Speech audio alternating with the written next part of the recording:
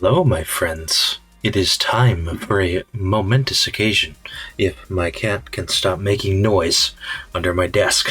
This is the problems. And by the way, I'm recording this at 3:30 in the morning because I want to avoid noise. But my cat's still in here. So what am I supposed to do? Anyway, okay. The point of the video.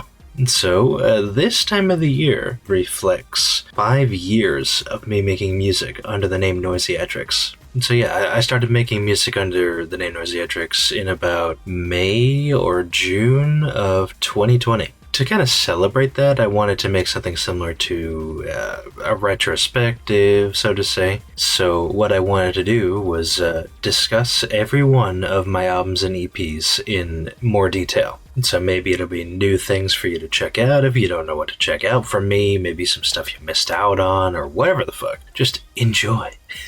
And also, there will be music from these projects playing while the segment's going on, so that kind of gives you a taste of what's going on.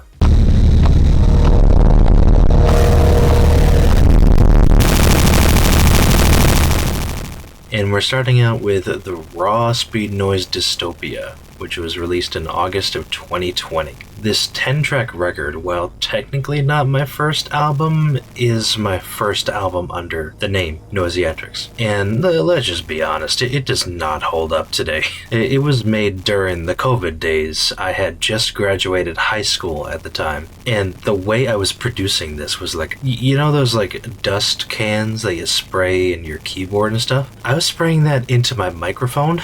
Like, I literally did that for one of the songs, and then I was, like, smashing my recycling bin outside and recording it. This is the level of tin can we're doing. Seriously. And the concept isn't that strong either when it comes to concept records of my own. Like, it's supposed to be this protagonist stuck in some noise-filled dystopia that they don't want to leave out of, and it's just kind of weak. But, it's noisy speedcore. The mix is terrible. And it's kind of cringe for me to listen to it today, but it's there. Oh, and the one thing that I think might be notable about the cover art of this is that my old logo is there. My very first logo is there, which I made in MS Paint in like 5 minutes.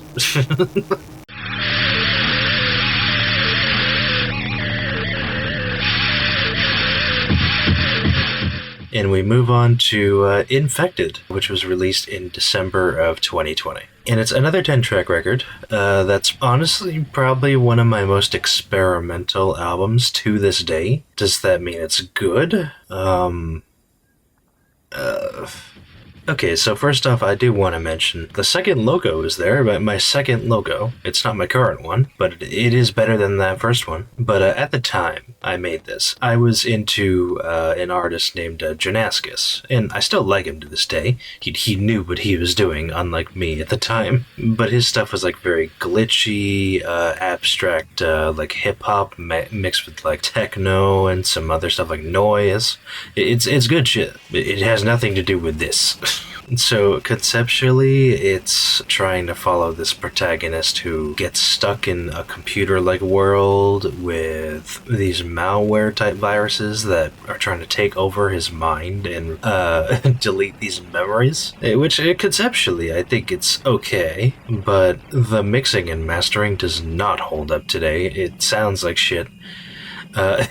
I have to admit, the production is pretty unique at times. I don't think I could recreate some of this shit if I tried. I don't know what drugs I was taking making some of this. I just wish I knew how to mix that.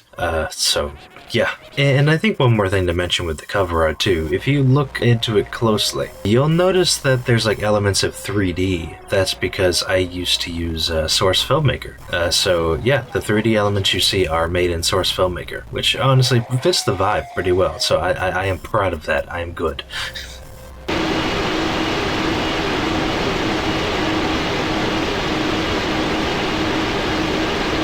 So next up we have Sounds for the Mentally Blind, which is released in January of 2021. Now, first of all, the title of the album is a play on the Swans album, Soundtracks for the Blind. It has nothing to do with it at all. I just thought the title was cool. And there's not too much to say about this one. It's 3 tracks. It was when I was just getting into like noise and stuff, so this was my attempt at it. The mixing still doesn't really hold up that well, but I see where I was trying to go with it, and some of the sounds are cool. And other than that, with the art, it's I don't know if you can really tell because it's so dark, but it's actually me standing next to a streetlight in the middle of a winter night.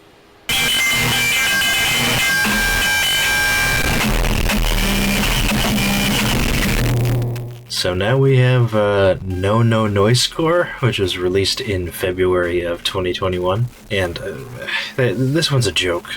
It's a noisecore album. Again, I was just getting into noise at the time, and this was the angle of noise I was just finding out about. And the entirety of this is just me banging things in my room with a card shuffler making noise right next to my microphone, and sometimes some vocals, and just fat distortion on the master. And that is this entire EP. Whatever the hell you want to call it. Just please don't.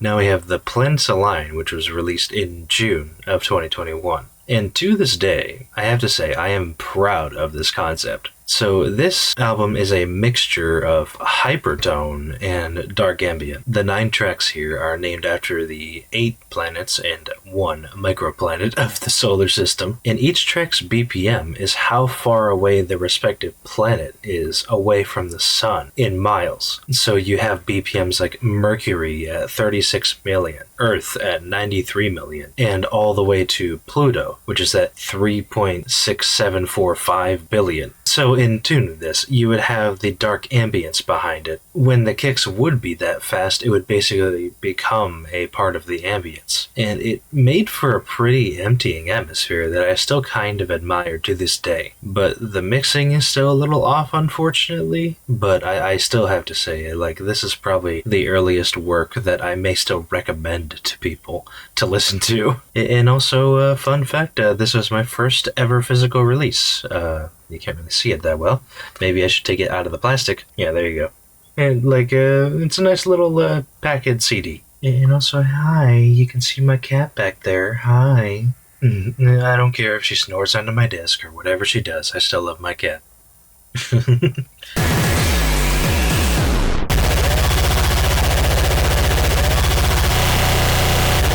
Next up, we have the Distorted Realities EP, which was released in November of 2021. In all the basic realistic terms I could give, this is basically a better version of the Raw Speednoise Dystopia. It's 2 tracks of noisy speedcore and a weird lo-fi track at the end, but the speedcore tracks are actually mixed somewhat well. They are loud, very loud, but they are brutal and do serve what they are meant to do.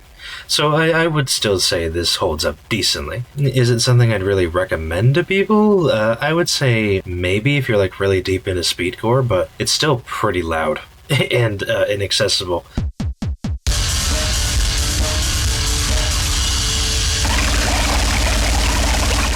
And so we're taking a bit of a jump here because I actually did not release any like EPs or albums in 2022. I did release some music, I just didn't release any albums, which was kind of weird. I didn't mean to do that. So this is 69 tracks about complete nonsense and censored medical photos, which was released in January of 2023. Just like No-No-Noisecore, this one is a complete joke, but this one is fantastic. This is a 69-track EP that's only 9 minutes long. It's an ironic take on the genre of gore noise. This was made for a label called Novatone and their Obscured Genre Challenge. It's blaringly loud. Every track is normally like 5 seconds or less. There's memes everywhere. It's constantly changing like BPMs and rhythms.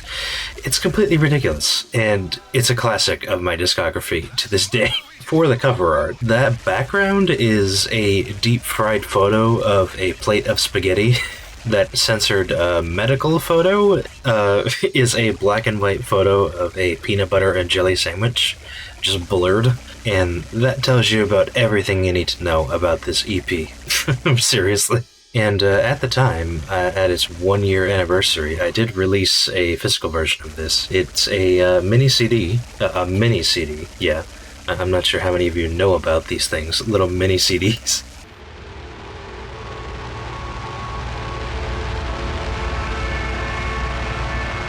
Next up we have Industrial Supremacy, which was released in February of 2023. Now, this is the good shit.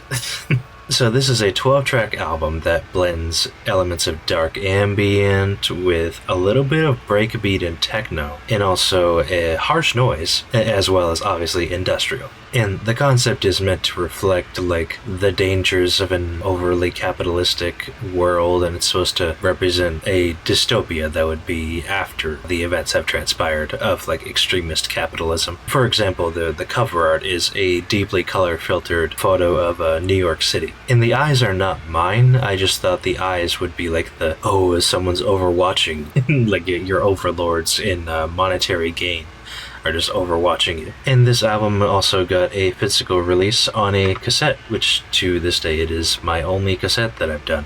And maybe I should do more cassettes because I like them. And I am proud of this release to this day, even though it is 2.5 years old. I would absolutely recommend this to anybody who wants like a disturbing experience and is into noise.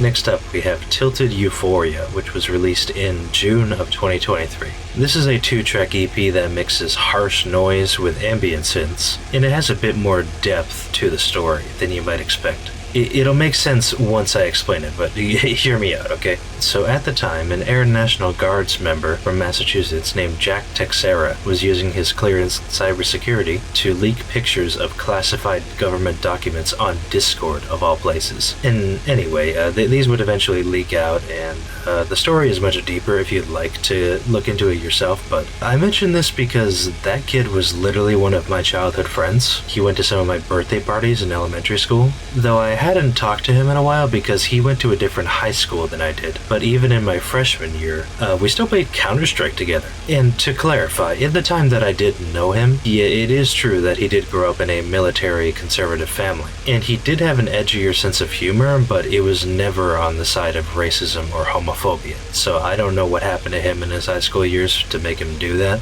but I would have not been friends with him if he did that. So anyway, after the news broke out, one of my other real-life friends actually sent me the news article, and I was in shock. Like, even though I had talked to the guy in like 5 years, this is like, I knew this kid. Like, at the time I went to Planet Fitness. I should go back again. And I'd see stories about Jack on the TVs up there, and it's like, oh my god, he really fucked his life up. And no, I am not bullshitting any of this. Like, here's some pictures of Jack from my middle school yearbook. Anyway, I do bring this up because the frustration and confusion I was feeling at the time was what made me make these harsh noise walls. But eventually, over time, I had come out of that confusion as more details of the story came around. I felt more uplifted in attitude, and I actually took these harsh noise walls that I made and then added these ambient synths over them later to almost like uplift my attitude that I was in. That's why it is called like a tilted euphoria, and that's where these tracks came from. And this one also got a release on a 7-inch lathe cut record, which I love. It is not vinyl technically, but it plays on turntables. It's a nice little thing. I love it.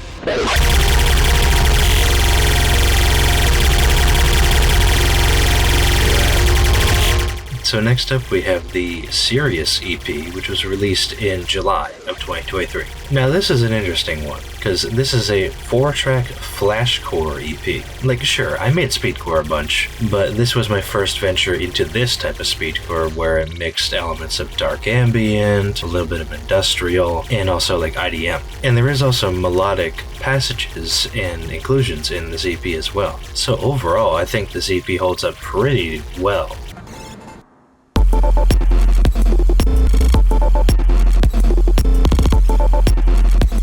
Next up we have the Complex EP, which was released in September of 2023. So this one is 3 tracks and a complete switch from what I would do in the past. This is an IDM and glitch EP, sampling elements of data sonification and also sampling classical records. At the time I was really inspired by an artist named Jan Jelinek, and specifically his album titled A Loop Finding Jazz Records, which is easily one of the best examples of micro house music I could give you. And this EP is an interesting point in history for me because it would present that I can mix softer styles of music alongside my heavier projects.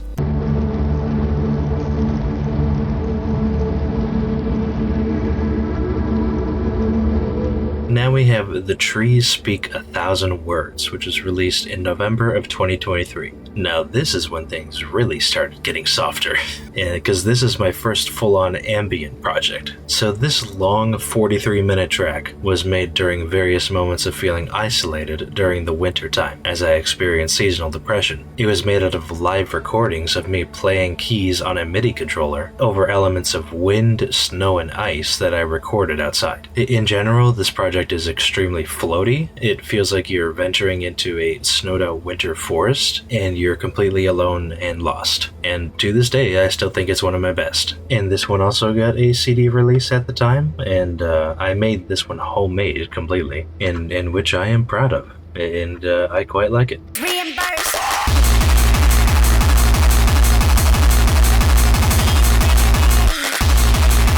Next up is Waveform Warfare, released in January of 2024, and oh boy, this is my first full-on hardstyle and hardcore project. And in full reality, this album is completely ridiculous, it goes hard and fast, and it might just give you hearing damage, but it's amazing. It starts at 150 beats per minute, and the last track is at 800. You're getting an experience here. And this is about that time where I was really starting to perfect that balance of something that goes hard, but it's still full of memes and ridiculous. Because there's a fine line you want. And so it's like still a shitpost, but it goes hard, dude. And if you notice the artwork, that is a picture of me wearing pink sunglasses and a sun hat. Both of those were bought at a Savers.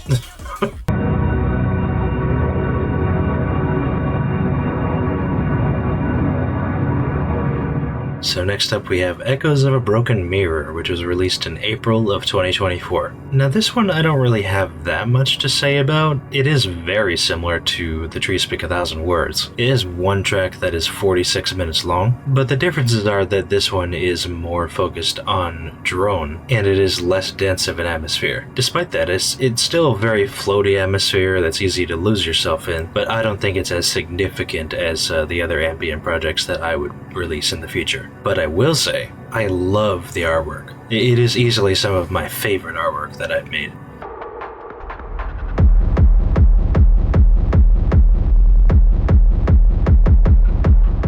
Next up is the Techno Therapy EP, which was released in May of 2024. Now this 5-track EP is another venture of me trying something completely new and different to me. This is an experimental techno EP, taking the idea of what would be like deep techno and taking it to its extremes where it basically sounds like it's raw.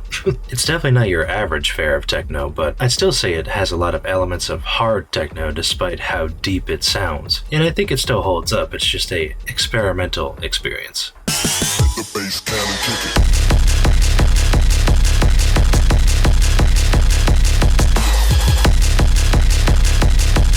Next up is Waveform Warfare Deluxe, which was released in July of 2024. 6 months after the original Waveform Warfare, it was at the time one of my best performing albums, so I made a deluxe edition. And there's not too much to say that I didn't already say about the original Waveform Warfare, but other than original tracks, there is a couple VIPs, and also 3 remixes from some of my friends in the tail end of the original Waveform Warfare. And it is a great extension to the original. Just on a retrospective like this, there's not too much to say about it. But maybe you'll notice the kaleidoscope glasses that I have on. They actually are kaleidoscope glasses, and trying to take a picture with them was terrible.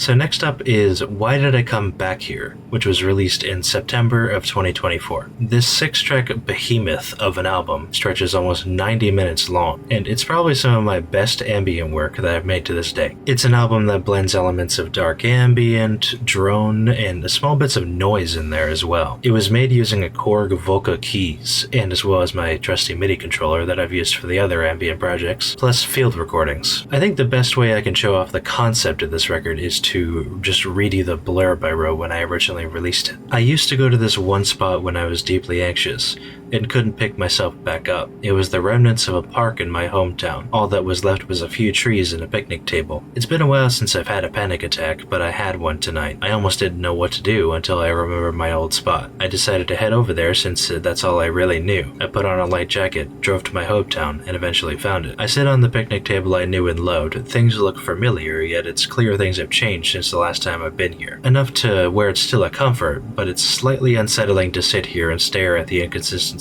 Change is inevitable, we all know this, but there's some things that I wish stayed the way they were. As I continue staring into the empty streets, I ask myself, why did I come back here? Yet I don't want to leave either. But to clarify, this is kind of a personal story, but I did not drive back there. I haven't seen that picnic table in years, but that is how I felt about that actual picnic table. I would like to see that picnic table again, but I have not seen it in forever. It was literally just like 2 blocks from my house. I would walk there and just try to recenter my mind. And also, if you may notice, this album cover was actually painted on a canvas. The colors were not the exact colors that I used because I color changed it in Photoshop, but it is actually paint. It is good.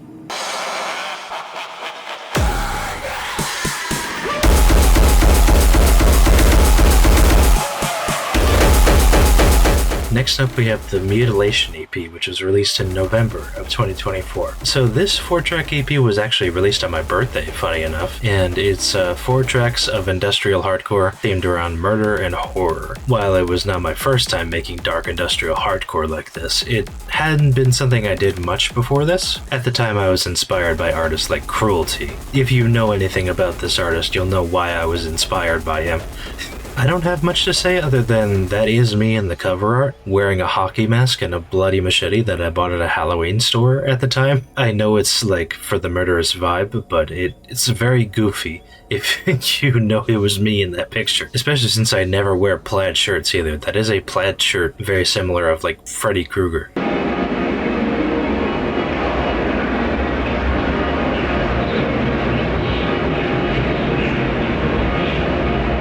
So next up we have Suicide and Streetlights, which was released in February of 2025. Now with this one we've got some things to talk about, and this is a trigger warning for anyone who is sensitive to the topics of suicidal thoughts and suicidal ideation. And so if you'd rather not hear about those things, I suggest you skip to this timestamp.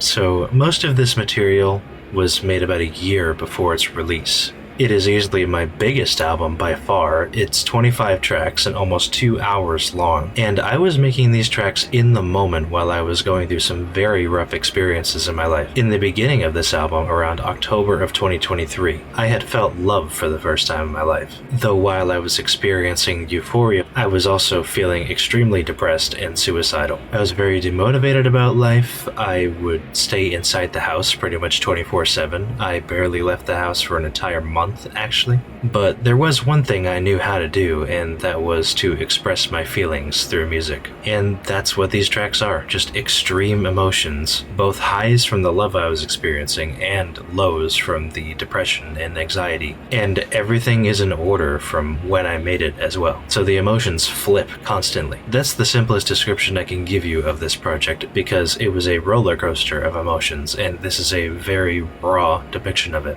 Thankfully I'm out of it today, but at a certain point, I just had all this material sitting here, and I felt like I needed to let go of it. This album will forever be a unique one in my discography because it's not intentionally themed or made around anything. Essentially, the idea of fate built this album over time. And my hope with releasing this album to the public, as emotionally sensitive as it was for me and still is that it may help someone else who's experiencing these similarly confusing emotions feel less alone in the moment. because anyone with mental health struggles will relate to this. Feeling alone in your struggles makes everything like 10,000 times worse, and I know because I used to be that way. It's not an album for everyone, do not get me wrong. It's probably not an album for many people, but for my discography it is a meaningful and special one.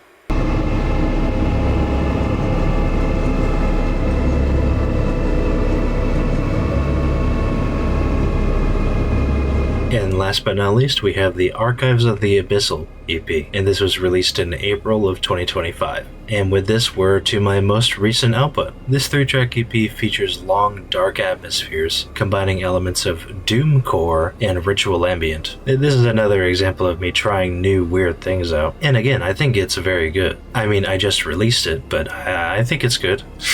The concept follows a lost fictional cult inspired by Lovecraftian stories called the Abyssal. They go deep into the ocean to find a master, and the songs are meant to be scriptures from the book in the cover art. It's dark, it's dissonant, it's wild. Other than that, the cover art is a real photo that I took. I bought the supplies from my work. I work at a Walmart, and set it up myself, candles and all. And here's the book. Scary ocean rituals of blank pages. No, I did not write anything in this book, but maybe I should use it as like a journal or something. It'd be kind of funny. It's here.